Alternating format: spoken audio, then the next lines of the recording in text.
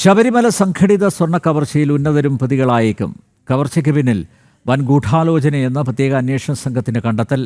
ഞെട്ടിക്കുന്ന വിവരങ്ങളാണ് പോറ്റിയുടെ മൊഴിയിലുള്ളത്. മറ്റ് സംസ്ഥാനങ്ങളിൽ ഉൾപ്പെടെ പോറ്റിയെ എത്തിച്ച് തെളിവെടുപ്പ് നടത്തുന്ന വിവരങ്ങളുമായി തിരുവനന്തപുരത്ത് നിന്ന് ഞങ്ങളുടെ പ്രതിനിധി പ്രജിത് മോഹനൻ ചേരുന്നു. പ്രജിത, ഇപ്പോഴും ചോദ്യം ചെയ്യൽ തുടരുകയാണോ? ഉണ്ണികൃഷ്ണൻ പോറ്റിയെ എപ്പോഴാണ് തെളിവെടുപ്പിനായി അന്യ സംസ്ഥാനങ്ങളിലേക്ക് കൊണ്ടുപോകുന്നത്? ഉണ്ണികൃഷ്ണൻ പോറ്റിയുടെ മൊഴിയിൽ ഞെട്ടിക്കുന്ന വിവരങ്ങളുണ്ട് എന്നാണ് സൂചന. എന്തെങ്കിലും അറിയാൻ സാധിച്ചിട്ടുണ്ടോ? അന്വേഷണ സംഘം മാധ്യമപ്രവർത്തകരോട് പ്രതികരിക്കുന്നില്ല. കർശന നിർദ്ദേശമുണ്ട് ഹൈക്കോടതിയുടെ ഭാഗത്തു നിന്നും. പക്ഷേ എന്തെങ്കിലും സൂചനകൾ ലഭിച്ചിട്ടുണ്ടോ? ഈ അന്വേഷണം ദേവസ്വം ബോർഡിലെ ഉന്നതരിലേക്ക് നീങ്ങും എന്ന് ഉറപ്പാക്കാമോ?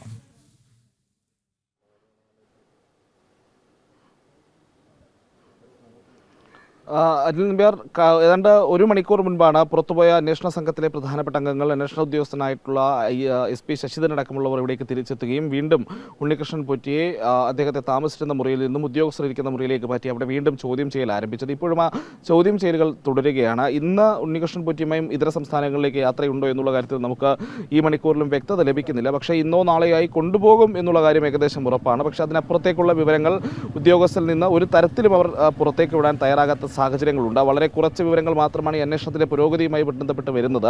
ഉണ്ണികൃഷ്ണൻ പോറ്റിയുടെ മൊഴികളിലുള്ളത്, പുതിയ മൊഴികളിലുള്ളത് വളരെ ഞെട്ടിക്കുന്ന കാര്യങ്ങളാണ് എന്നുള്ളത് മനസ്സിലാക്കാൻ കഴിയുന്നു. പക്ഷേ അതിൽ ഈ പറയുന്ന രീതിയിൽ ഗൂഢാലോചനയിൽ ഉന്നതരായിട്ടുള്ള ആളുകൾ പങ്കെടുത്തിട്ടുണ്ട് എന്നുള്ള കാര്യവും ഏകദേശം ഉറപ്പാണ്. പക്ഷേ അത് ആരൊക്കെയാണ്, അവരുടെ റോള് ഏതൊക്കെ വിധത്തിലാണ് എന്നുള്ള കാര്യത്തിൽ എന്തൊക്കെയാണ് ഉണ്ണികൃഷ്ണൻ പോറ്റി പറഞ്ഞിരിക്കുന്നത് എന്നുള്ള കാര്യത്തിൽ നമുക്ക് 100% ഉറപ്പിക്കാൻ കഴിയുന്ന വിവരങ്ങൾ വന്നിട്ടില്ല. പക്ഷേ ഉന്നതരുടെ പങ്ക് എന്ന് പറയുമ്പോൾ അന്നത്തെ ദേവസ്വം ബോർഡിലെ ഉന്നതരായിട്ടുള്ള ഏറ്റവും ഉന്നതരായിട്ടുള്ള ആളുകളുടെ പങ്കിനെക്കുറിച്ചുള്ള മൊഴികളാണ് ഉണ്ണികൃഷ്ണൻ പോറ്റിയുടെ മൊഴി ഭാഗത്ത് നിന്ന് പ്രത്യേക അന്വേഷണ സംഘത്തിന് ലഭിച്ചിരിക്കുന്നത് എന്നുള്ളതാണ് നമ്മൾ അനുമാനിക്കുന്നത്.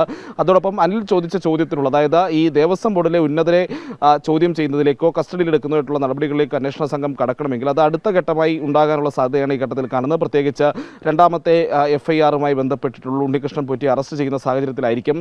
അതിൽ ഈ ദേവസ്വം ബോർഡ് ഉന്നതർക്ക് നേരിട്ട് ബന്ധമുണ്ട് എന്നുള്ള ഒരു പരാമർശങ്ങൾ അല്ലെങ്കിൽ അത്തരത്തിലുള്ള കസ്റ്റഡി റിപ്പോർട്ടും ഒക്കെ നൽകിയ സാഹചര്യത്തിൽ അവരെ വിളിച്ചു വരുത്തി ചോദ്യം ചെയ്യുന്നതോ അവരുടെ മൊഴിയെടുക്കുന്നതോ അല്ലെങ്കിൽ പിന്നീട് അതുപോലെ അറസ്റ്റോ അടക്കമുള്ള നടപടികളിലേക്കോ കടക്കൂ എന്നുള്ളത് ആ ഘട്ടത്തിലായിരിക്കും എന്നുള്ളതാണ് നമുക്കിപ്പോൾ കരുതാൻ കഴിയുന്നത്. ഇപ്പോൾ ഈ ദ്വാരപാലക ശില്പവും കടത്തിയതുമായി ബന്ധപ്പെട്ടുള്ള മൊഴിയെടുപ്പുകളിൽ ഏറ്റവും അടുത്തതായി നമ്മൾ പ്രതീക്ഷിക്കുന്നത് മുരാരി ബാബുവിനെ പോലെയുള്ള ആരോപണ വിധേയരായിട്ടുള്ള അല്ലെങ്കിൽ ഈ വിജിലൻസ് റിപ്പോർട്ടിലും പിന്നീട് ഈ കസ്റ്റഡി അപേക്ഷയിലുമൊക്കെ അല്ലെങ്കിൽ SITയുടെ റിപ്പോർട്ടിലുമൊക്കെ പ്രാഥമികമായിട്ടുള്ള കണ്ടെത്തലുകളിലുമൊക്കെ റിമാൻഡ് റിപ്പോർട്ട് അടക്കമുള്ള പരാമർശങ്ങളുള്ള മുരാരി ബാബുവിനെ പോലെയുള്ള ഉദ്യോഗസ്ഥരെ ആയിരിക്കാം അടുത്ത ഘട്ടമായി ചോദ്യം ചെയ്യാൻ വിളിപ്പിക്കുക. അതെപ്പോഴാണെന്നുള്ള കാര്യത്തിലും ഈ ഘട്ടങ്ങളിൽ നമുക്ക് കൃത്യമായ വിവരങ്ങൾ ലഭ്യമായിട്ടില്ല എന്നുള്ളൊരു സാഹചര്യം അവിടെ നിലനിൽക്കുന്നുണ്ട്.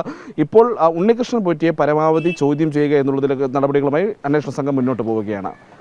ശബരിമല സ്വർണ്ണക്കൊള്ളയിലെ മുഖ്യപ്രതി ഉണ്ണികൃഷ്ണൻ പോറ്റിയെ ചോദ്യം ചെയ്യുന്നത് തുടരുന്നു. ശബരിമല സംഘടിത സ്വർണ്ണ കവർച്ചയിൽ ഉന്നതരും പ്രതികളായേക്കും. ഞെട്ടിക്കുന്ന വിവരങ്ങളാണ് ഉണ്ണികൃഷ്ണൻ പോറ്റിയിൽ നിന്നും അന്വേഷണ സംഘത്തിന് ലഭിച്ചുകൊണ്ടിരിക്കുന്നത്. പ്രജിത് മോഹനാണ് വിശദമായ വിവരങ്ങൾ നൽകിയത്. മറ്റൊരു